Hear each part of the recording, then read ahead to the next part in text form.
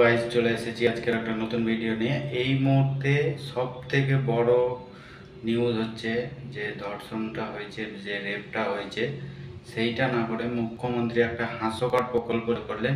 সেই প্রকল্পটা কি নিজেরাই দেখে নিন, চলুন। তাছাড়াও আমরা একটা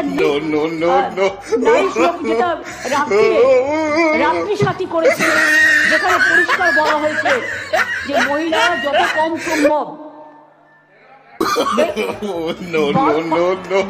12 ঘন্টা ডিউটি করবে। যদি এমার্জেন্সি থাকে তার ডিউটি ডাক্তার বাড়াবে। তার কারণ মেয়েদের মনে রাখতে হবে কেন করেছে, সেটা আমাদের ব্যাপার।